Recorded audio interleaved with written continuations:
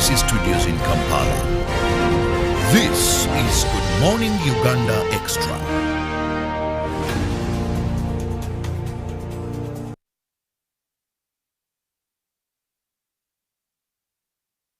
Welcome to Good Morning Uganda Extra, and thank you so much for being with us on UBC TV. We really appreciate every moment, every minute that you give us of your time as we inspire Uganda. And just to remind you, Uganda Broadcasting Corporation, UBC TV, will be giving you full coverage of the State of Nation address that is today expected to kick off at 2 p.m. So please, wherever you are, you can't afford to miss this and know how are we standing. What is the state of the nation? His Excellency will be fulfilling a constitutional obligation as well as letting Ugandans know what we are up to, answering or speaking about those pertinent issues of concern.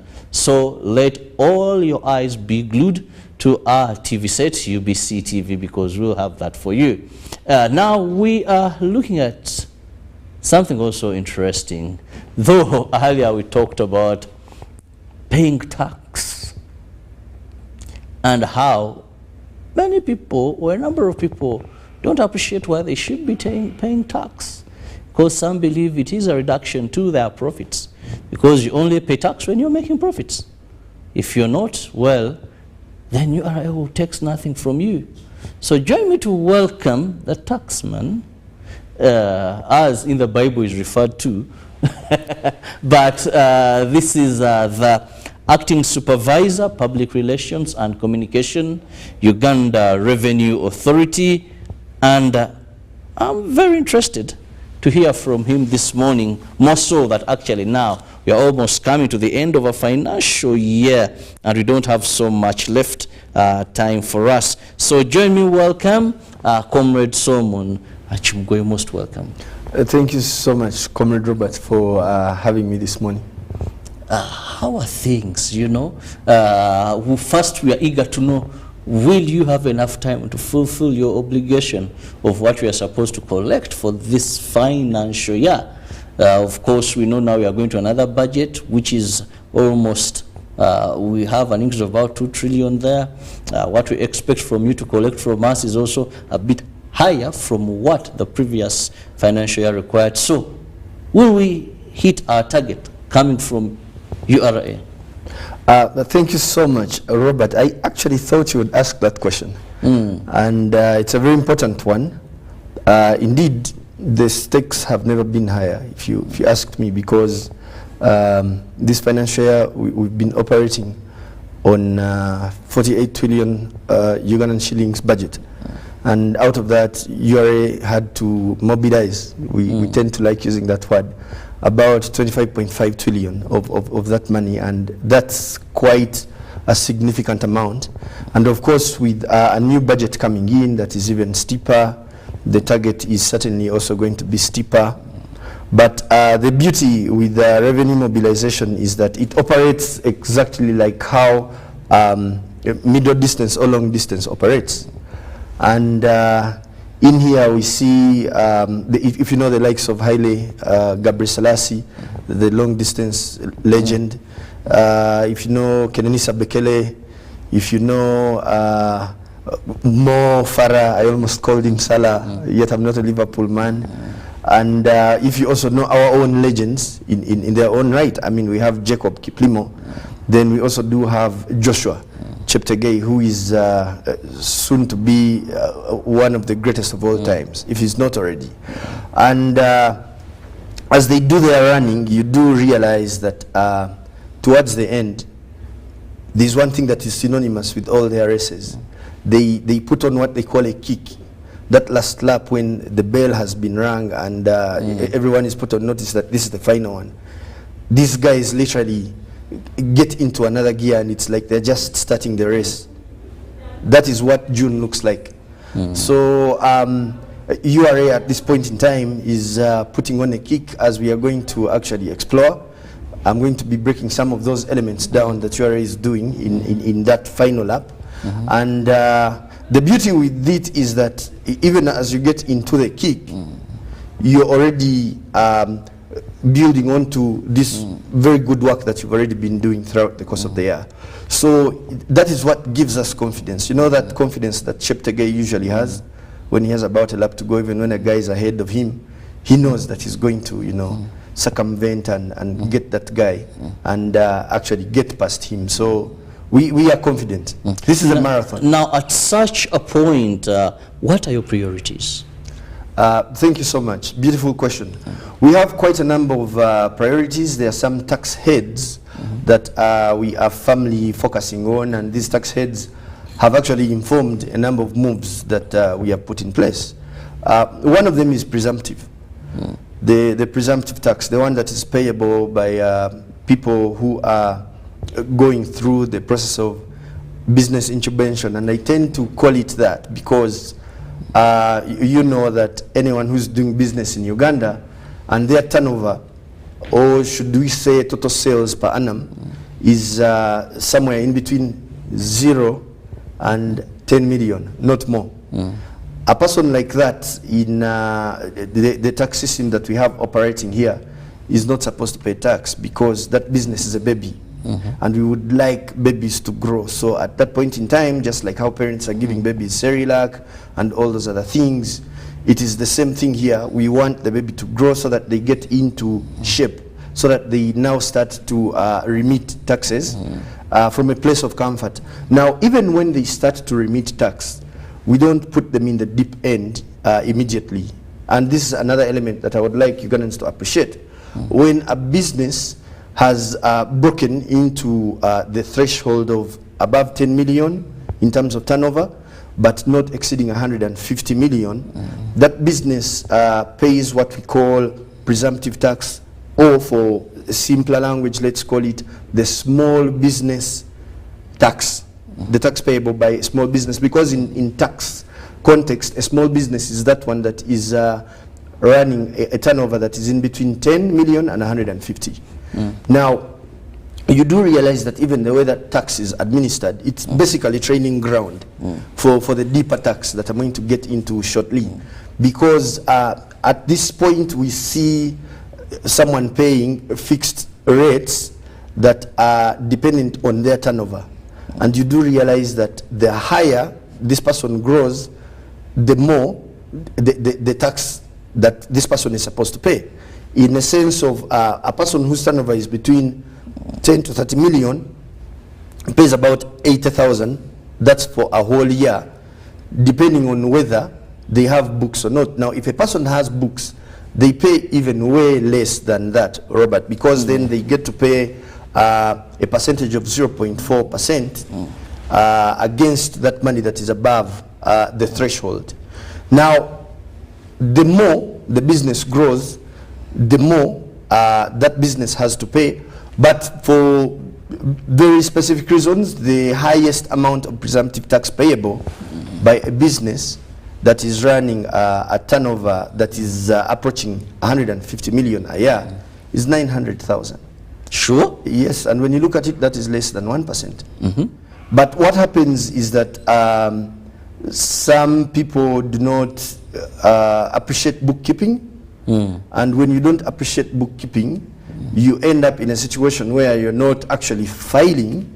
And when you're not filing, the taxman is prompted to come and pay you a visit. And usually that visit comes with an assessment. And at that point, you've ceded the opportunity that the law actually gives you, because the law in Uganda accords the first opportunity to determine tax payable to the person who's operating the business. Because Uganda is operating a modern tax system where the appreciation is that you, who is in the business, you know exactly how the business is faring.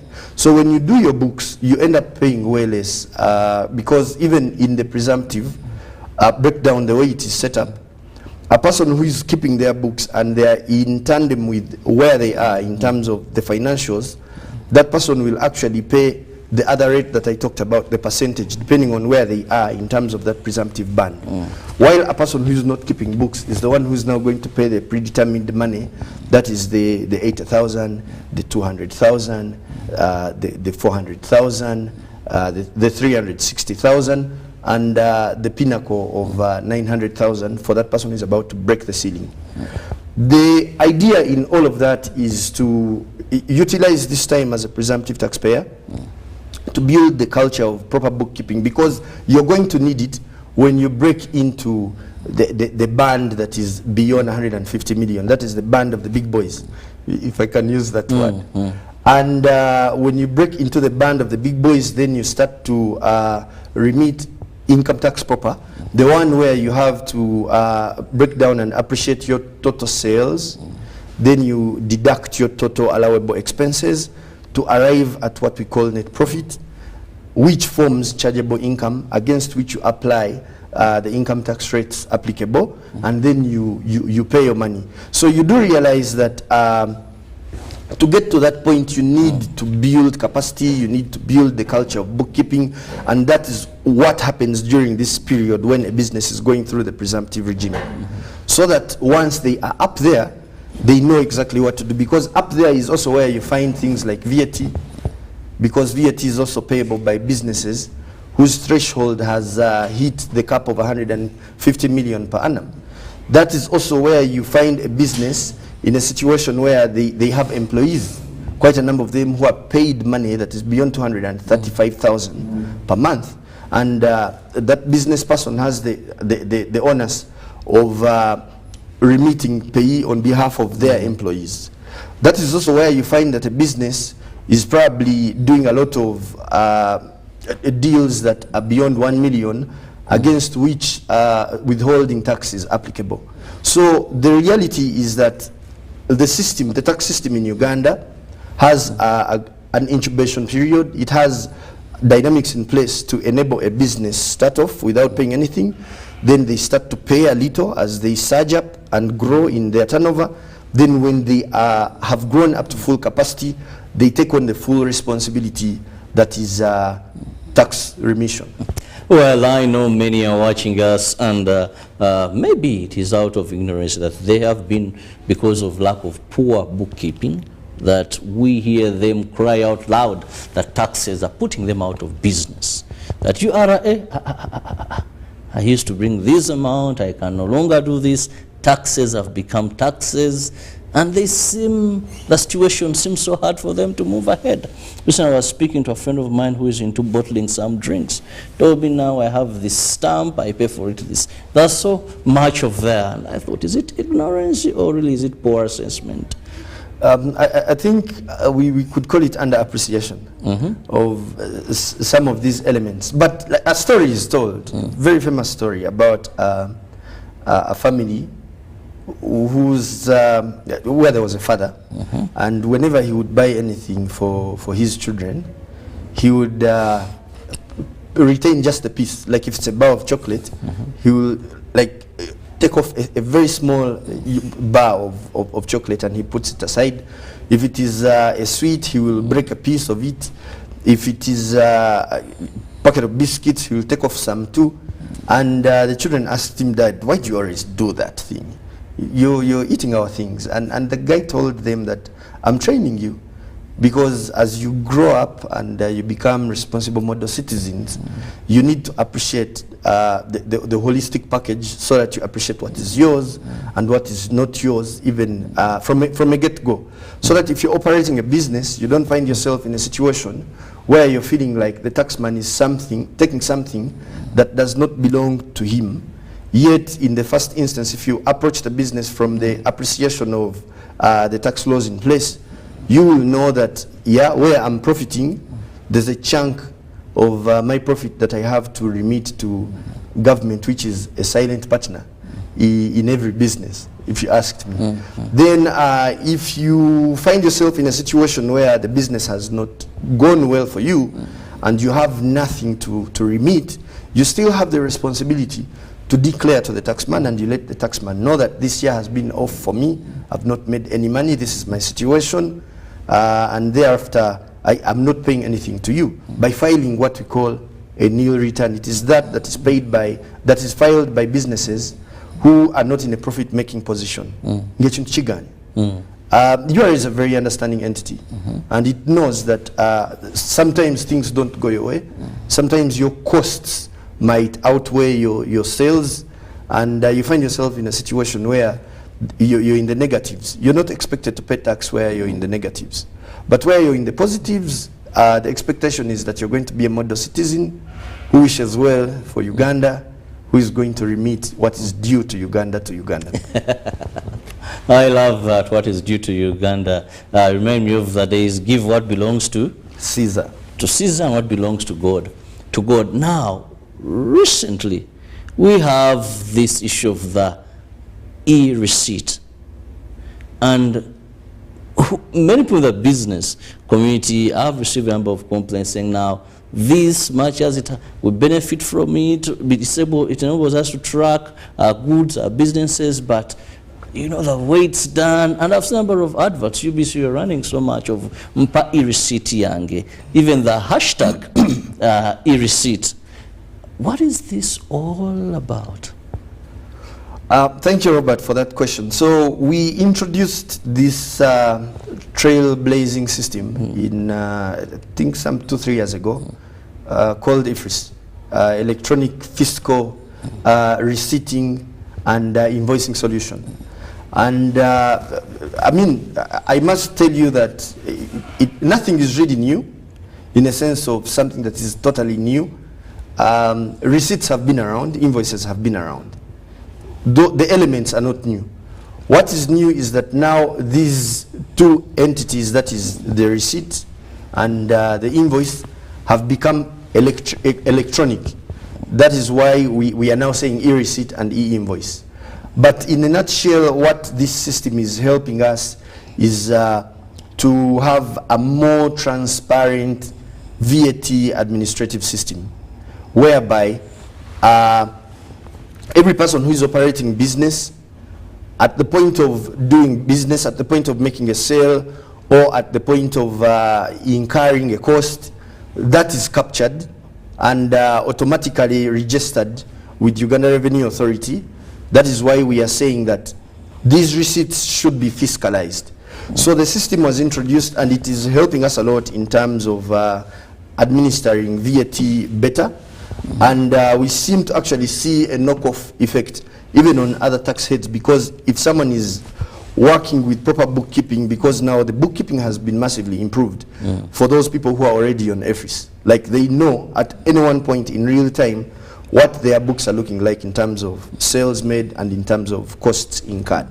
So it becomes very easy for them when it gets to that period of filing return, like now, because we're in June and June is that big period of filing returns. So people who are on EFRIS are enjoying the EFRIS experience. But we realized that there were some who were not, who were supposed to be registered onto EFRIS, that is VAT registered taxpayers, that were not necessarily registered on EFRIS, and others that were not, that were registered but were not actually using the system. So what happened is that we devised a campaign called Mpa e-receipt yange, and this campaign is urging the public, people who buy, because people spend a bit, that whenever you spend money on anything, you need to hold the shopkeeper or the supermarketer or the bar owner or the hardware shop owner or any sort of business that should actually be registered on EFRIS. You need to hold them accountable by telling them to give you your e-receipt, so that we build a culture of receipt issuance and receipt keeping. That way it also helps you as an individual to be in touch with how much you're spending and how much you're spending where. And now the beauty here is that URA has put in place a bevy of goodies that people can win in the bid to build this culture. So as you're building the culture, as you're learning, you also have an opportunity to win some goodies by way of this e-receipt that you're going to claim. So whenever you buy something at any shop, at any supermarket, at any bar for the big spenders in bars, at any hardware for those who are in the construction business, industry, from any VAT registered entity, you simply say Mpa e-receipt yange, then you hold on to that receipt, then you take part in the competition. An app is going to be flagged off. This campaign is getting officially launched tomorrow. What I'm giving here is a precursor, a teaser, but the campaign is getting rolled out tomorrow, and an application is going to be communicated that people can download. There's also a web-based version where you can actually go on and you input this e-receipt by way of an FDN. There are about 3 things that you need to like be very intentional on whenever you get a receipt. Look out for the FDN, that is the fiscal document number. Look out for the verification code. It's important that it's also there. Then you also look out for a QR code for those who are not in the business of punching in numbers and they would rather just use their phone to scan. So you'll be able to use that app to scan the QR code off that receipt, and that way you will have done the submission, and you'll be in there in contention to win something. And there are quite a number of things to win, from trips to very good destinations, to border borders. You could, start a border hustle, to fridges, to flat screens, to quite a number. It's all about luck, you know. Okay, it's all about luck. And allow me go for a short break. When I return, I still have the public relations, that is Uganda Revenue Authority. We want to look at affairs as we end the year. When we return, Solomon will be telling us how should a taxpayer prepare themselves to end this financial year worry-free. What should you be doing as a taxpayer? I return shortly.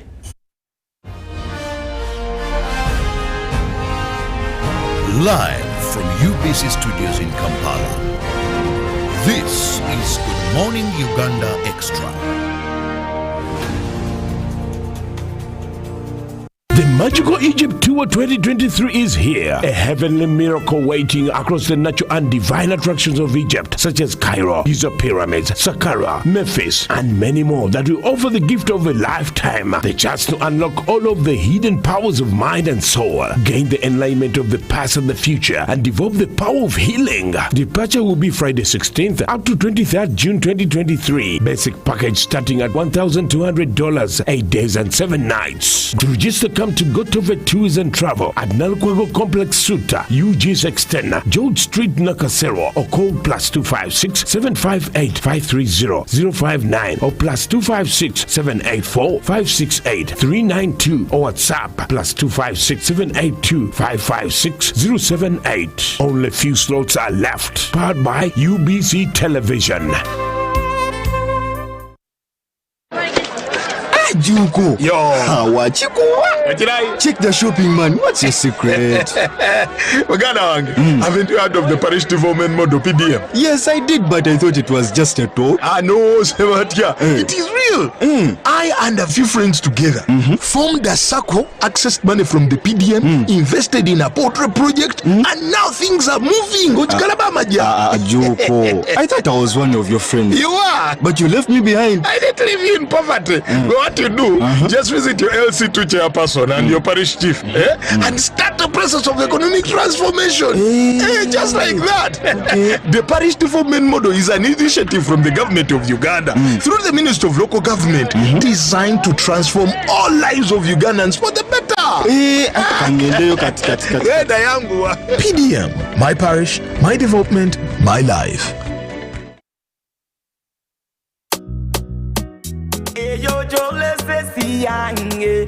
Irisiti tompa bidara irisiti ojja kumpa irisiti tompa bidara irisiti ojja kumpa irisiti tompa bidara mpa irisiti yange. That's right, insist on getting your e-receipt. It's your ticket to fantastic prizes including motorbikes, laptops, fridges, and a fully paid 6-day safari for 2 in Uganda.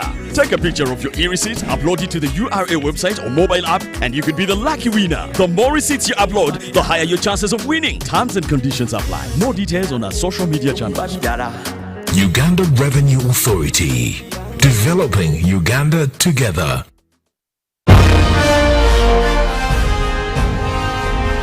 Live from UBC Studios in Kampala, this is Good Morning Uganda Extra.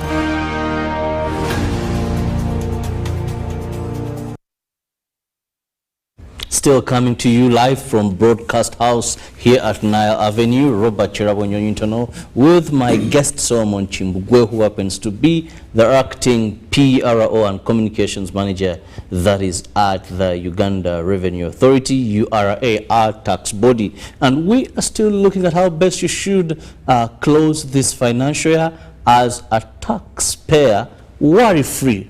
So what should I do? Robert, thank you so much for that question. You know, worry is not a good thing, especially if it is unwarranted. And this is where I get to make an appeal, a very humble appeal to everyone who is in business to do the right thing. And doing the right thing means you get your books in order, then you remit what you are supposed to remit if there is something. Then if there is not, you declare to URA that fact that there isn't much.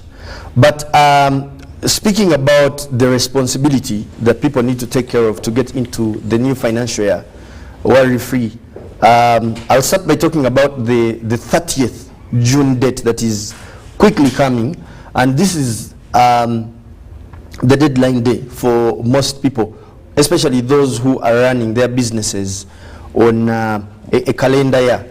Like your business is operating like the way a year actually operates. It starts in January and it ends in December. That is also when you do your books. Now that means that the 6 months period that people usually have, because the law accords you 6 months of putting your books in order and remitting your taxes due once a financial year has actually, closed, or once a financial period, in this case, has closed.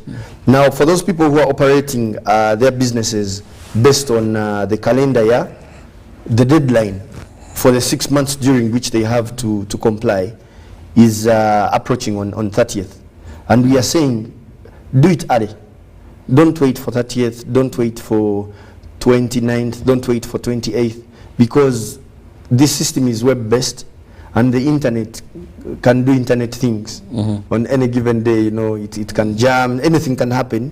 So when you leave it late, you run a couple of risks that we would like people to actually avoid. So the idea here is do the books early, don't wait for 30th, seed it now, and you get into the new financial year without any errors. And this applies for basically everybody, ranging from that person who is running a general trade operation, that person who is running a carpentry shop, that person who is running a restaurant, that person who is running a hardware store, that person who is in a pharmacy, whatever it is that you are working in, whatever it is that is your hustle, please utilize this time to check out your books. If you find that you are falling within the threshold of 150, then you know that it is presumptive for you. If you find that you're falling below the threshold, that is a 10 million turnover, then it simply means that for you, you're not supposed to remit. If you find yourself going beyond the threshold of 150 million, then you are supposed to appreciate what your total sales are, you deduct your total expenses, and you arrive at your income tax position, and then you go ahead and you pay against that position which you have actually arrived at. When you do that, URA, Murugando wo Jeso say, and we've seen businesses that go years, like a guy can go through 5 years, 10 years, 15 years without ever interfacing with the URA officer face to face. And that is simply because this person has committed to take the tax matters into their own hands, to do it personally. So they remit that which they have to remit, and they pay, they file and pay. That way the taxman doesn't have to, or only maybe when there is real cause, and at times there is real cause. Like in instances of VAT fraud, the taxman might be prompted to come in and actually do some verification checks, or in instances where the taxman has received alternative information that tells a different story from what it is that you have declared. That way the taxman might be prompted to actually come in and do some audits. But under normal circumstances, you can do several years without necessarily interfacing with the taxman, simply by doing the right thing at the right time, way before. But in those instances where you have opted against being proactive and doing the right thing, the taxman is put in that uncomfortable position of having to come to pay you a visit, usually kubanja, distress calls. Which is a bit very complicated. It's uncomfortable. Yes. It's uncomfortable for you, the business person. It's uncomfortable for the taxman because it's quite expensive for the taxman. But the taxman has invested the time and resources. We have very talented young people who have the gift of collecting debts. So they actually do very good work. But it is usually the very last option that we would like to consider. You would like. Well, that is URI. So much education still needed for our people, more so to know which range and how they keep books. You know, record keeping is one of the biggest challenges. It is. For Ugandans, most of our brothers and sisters in the informal sector. Someone will open a business and things run as the will of the Lord. You don't talk about anything to do with bookkeeping. You know how their sales, okay, they may have some disorganized way of doing things just to ensure that they are not stolen. But when you look at proper records, proper bookkeeping, it is really a challenge. Actually, young people have a saying that goes vibes and inshallah. You're doing something, but like you don't know exactly where it is going. You're not in complete touch with it. So you're saying vibes and inshallah. And I'm thinking when it comes to your business, because business has money involved, it should never be vibes and inshallah. You need to be very intentional about business, and being very intentional means you keep an eye on the books because you want to know the health of the business. Is this business standing upright, or is this business struggling? To appreciate that, you need to be in touch with the books. And when you're in touch with the books, you'll be in a very good position to pay only the right thing, to pay only exactly what it is that you're supposed to pay, so that you don't pay more and you don't pay less. Okay. And that is why the self-declaration element comes in handy for people, because you're the one operating the business.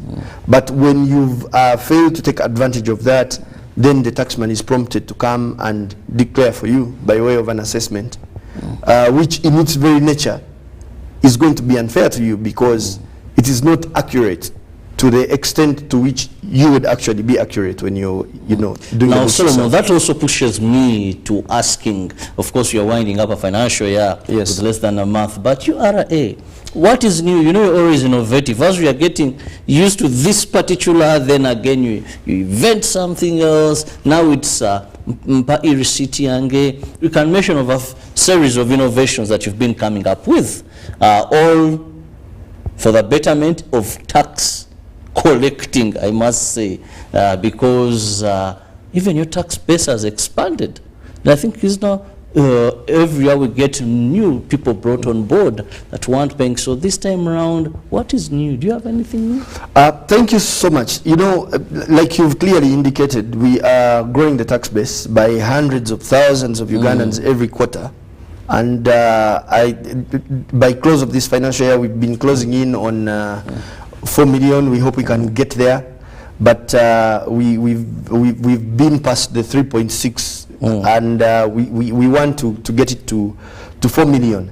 And you do realize that this has been a very clear strategy under the new URI management, led by Commissioner General John Rujoki Musinguzi, who came in with a vision of transformation. And a lot of transformation has been happening. So even when you ask me about what new things we do have in store, the new things are plenty, but they're all purpose to achieve this transformation. And the transformation has been very clear. Simplification of the tax regime. The more we simplify the tax systems and the tax processes, the easier it will be for people to actually join the tax bracket. And when you talk about simplification, what are we referring to in terms of being easy for someone to pay, being less burdening, or procedure of paying? Exactly that. And some of the solutions that we have put in place are about cutting the costs on the side of the taxpayer. Some of the systems are about cutting down the time that the taxpayer has to, struggle with to get something done, and some of them are about pure convenience. Let me give you very quick examples. In the very first year of his tenure, we introduced the web-based instant tin acquisition application. Before that, it used to be a very complicated process that was offline. You would need to download the form and you fill it. But now everything is web-based. You get on the internet, you get on your phone, you get on a computer. As long as you have your national ID, you will have your tin in less than 30 seconds of submitting, hitting the submission button. So that was the very first one. And you can clearly see that that one has had a knock-on effect on the register expansion, because it's now very easy to instantly register a business. So we've had a lot more businesses getting registered. But beyond that, we've had solutions like elevation of the profile of our contact center, whereby we introduced an IVR solution, and we increased the menu to give people the opportunity to self-serve. So in the past, where someone needed to first call, then go through a process, today at the point of calling, you will actually have the opportunity to select what service you are here for. And if you find yourself in a situation where this service can be accessed by yourself in a self-serving parameter, then you don't even need to talk to a human being. But in those instances where you need to talk to someone, that provision is there, because these people also now work almost on a 24-hour basis. They work till late to ensure that the taxpayer is served diligently. Now, among the newer ones, we do have the URI Touch Point. The URI Touch Point is internet-based, and it's available when you visit the URL website.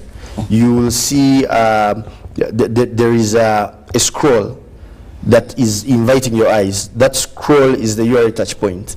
But even before seeing the scroll, you can just visit www, those HTTPS things, and you input URITouchpoint.go, URITouchpoint.ura.go.ug, URITouchpoint.go.ug. You'll be able to access the URI Touch Point very quickly. And what this has done, the URI Touch Point, it's such a big deal. People have been sending in queries, submissions, maybe by way of the call center, maybe by way of visiting a specific tax office.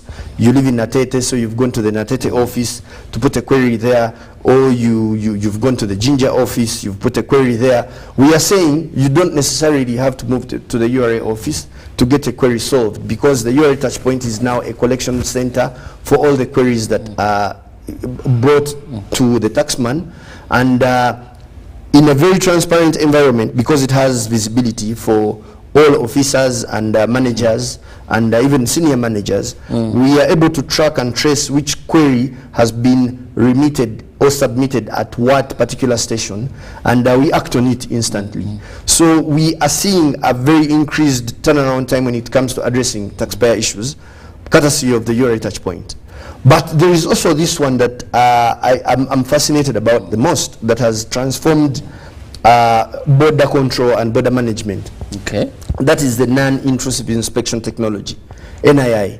In the past, a truck would come with cargo, and a verification officer, a human being, would have to hop into the truck to verify physically, checking item per item, whether what has been declared on the manifest is exactly what is in the truck. In the truck, yes. But now what is happening is that a truck comes at the border point, and it just drives through a scanner, a non-intrusive scanner.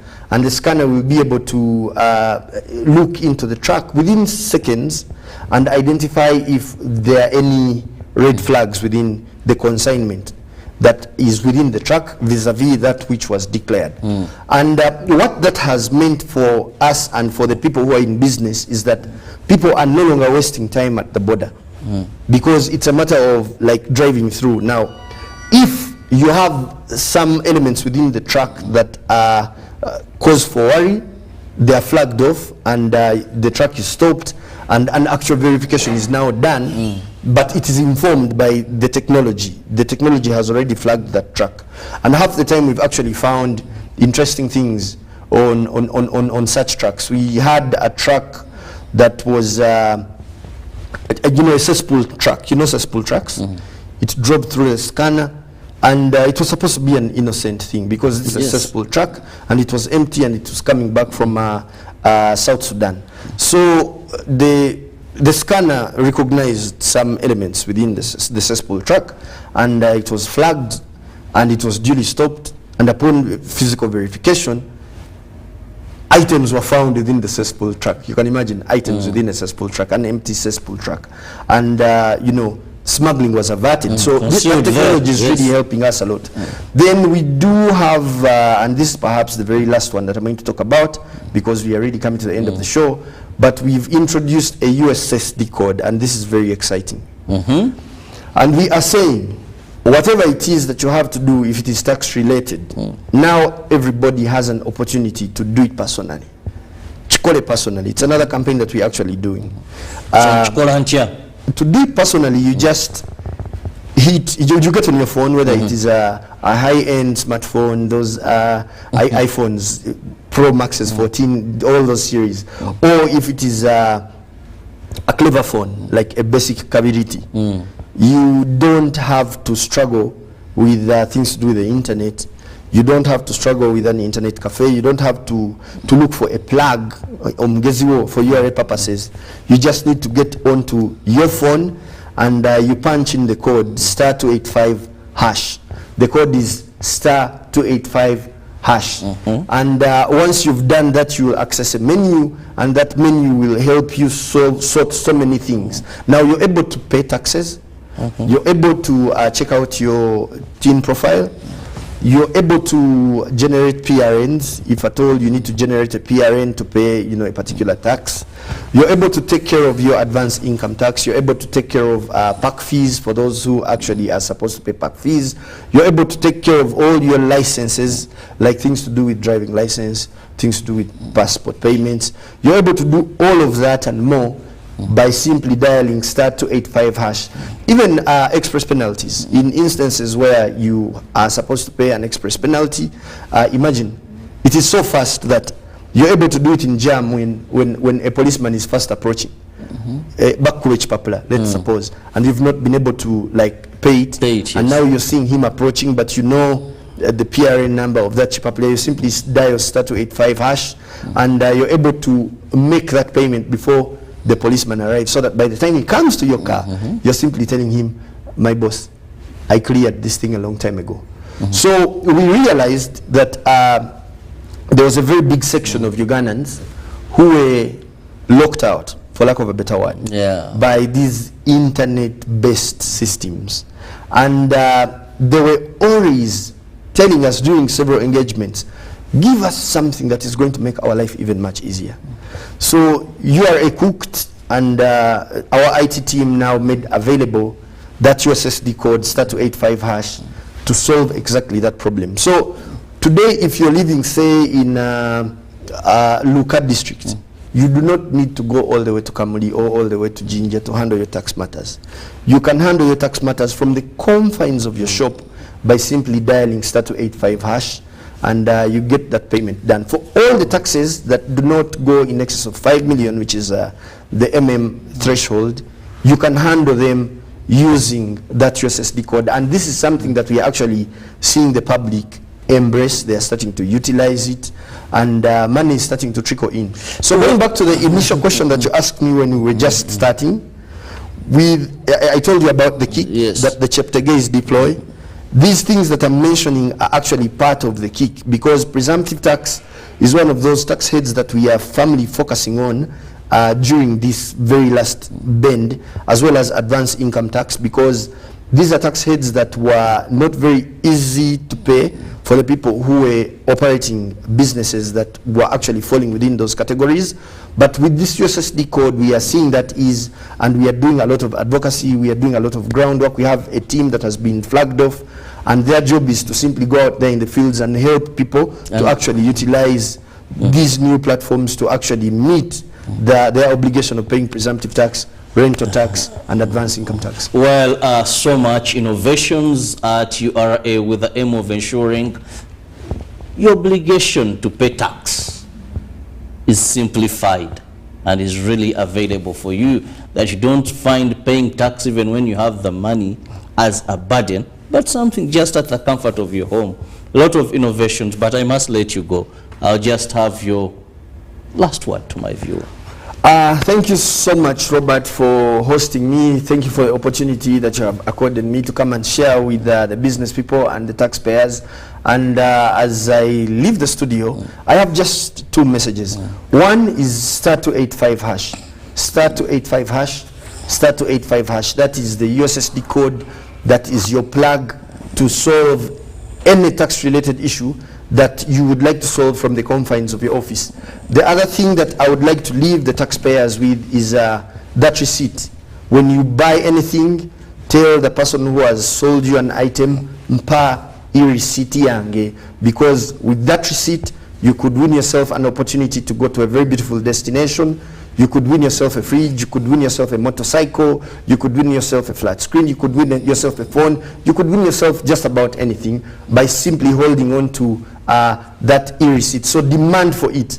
Then for those who are doing business, you've had the information, get down to your books, identify where you are. If you fall within the presumptive band, please handle the presumptive tax. If you fall within the income tax band, please go ahead and do what you must do. Give to Caesar what belongs to Caesar before Caesar comes collecting. Well, thank you so much, Solomon Chimbugwe, Acting Communications Bureau Manager at the Uganda Revenue Authority. Thank you for your time. We continue to pray and believe that with all these innovations you've talked about, URA will be able to meet its intended collection for the financial year ending. Because by next week, yes, we'll be having the budget being read and we'll be into already another financial year. Have a lovely day, but remember, you have an obligation. Let paying tax not be a burden, because after all, it's something that you get from your profit. And URA has given you a spell. If your business is not within this range, then you don't pay tax. If you get there, let's pay tax. Then we demand for the good roads, good hospitals, and everything that we need. Have a lovely day. See you tomorrow.